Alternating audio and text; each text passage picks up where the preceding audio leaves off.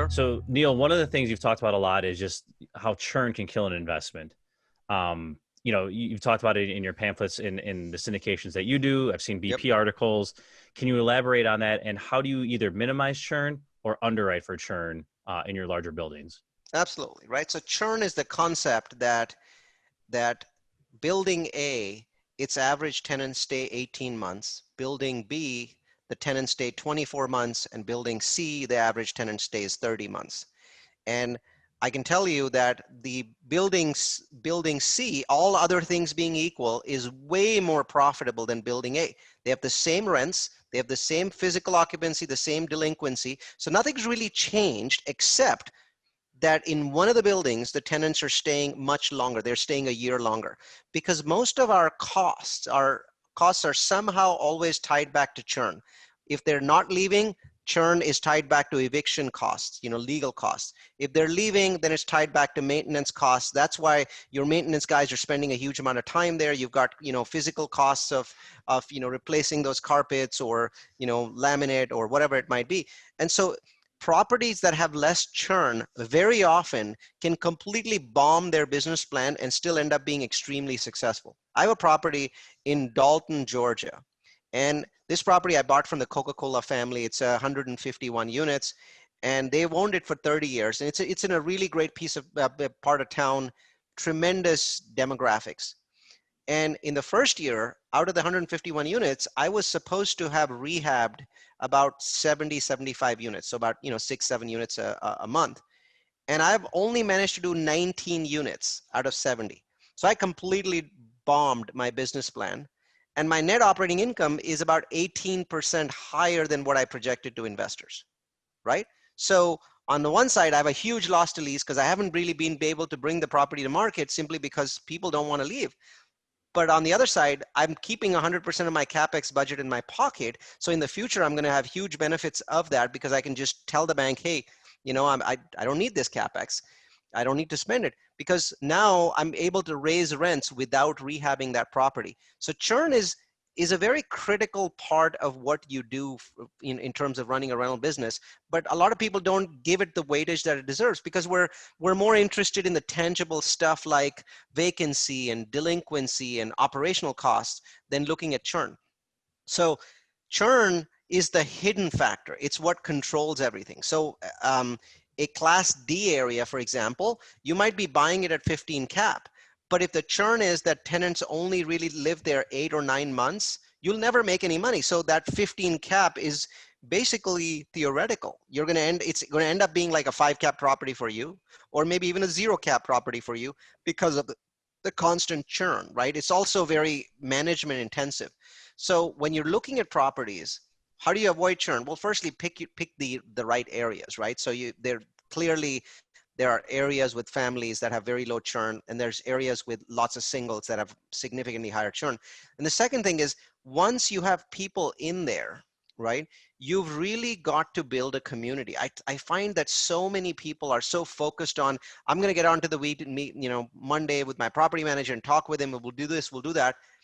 We reserve a portion of all of our meetings, and they're usually 30 to 60 minutes. And the question we ask our property manager is, what are you doing today to emotionally tie your tenants to this property?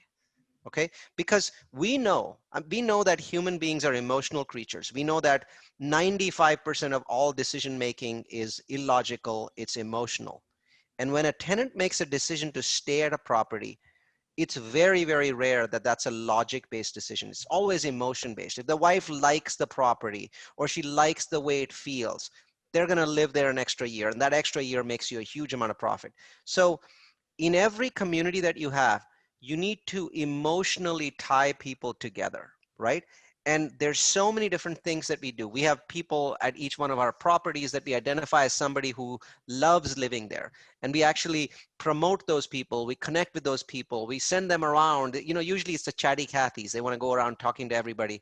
And those people need to be promoted, right? We do newsletters. We have, our call center in the Philippines call and just thank people for doing little things. Emotion is really, really key. I mean, I see both the Republicans and the Democrats using emotion constantly against us, to win them over to their side with completely nonsensical arguments. And we all just parrot these.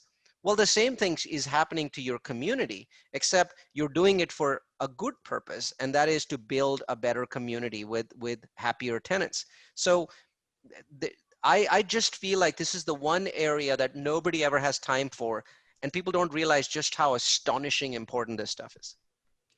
You know what? I talk to a lot of investors, newer investors, and they're always trying to push max rent or wanting to you know, increase rents when it comes time to renew. And when you break down I end up breaking down the numbers for them a lot of times, and you break down what churn costs, even if you take on a 1 unit scenario, and what they're really paying versus if they didn't even raise the rent. They're actually miles ahead in that revenue. So, or on the flip side, if you're trying to rent something out and getting the right tenant, you know, I'm a big believer that when you try pushing rents, sometimes you attract the wrong tenant, because all the best tenants will go to the best places with their price the best and get approved the fastest. So when you're trying to push that price, you get worse tenants, and those are the tenants that you end up churning or you end up not wanting to renew. So, oh man, churn is as an investor myself, the churn is such a big one, and we put a lot of resources, I know, for us at our management company,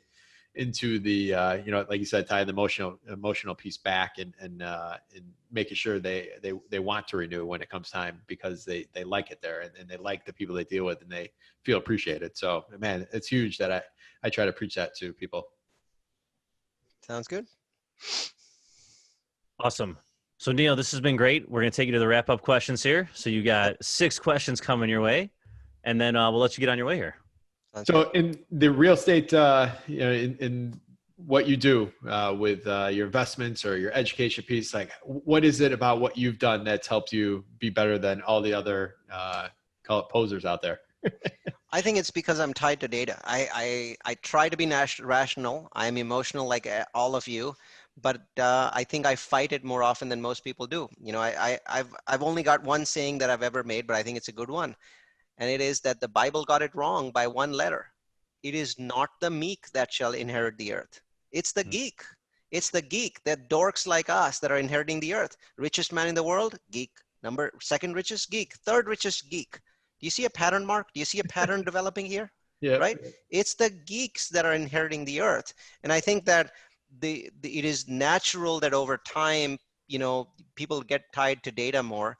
And it's very painful to be tied to data, because I have to walk away from some outstanding opportunities. I know they're great. I know that there's going to be a lot of money made, but it doesn't tie back to my data-driven investing philosophy. So I have to walk away. So it's a very difficult thing to be a geek. I love that. Good stuff. Neil, what's one piece of advice you would tell someone who's yet to buy their first property here in Chicago?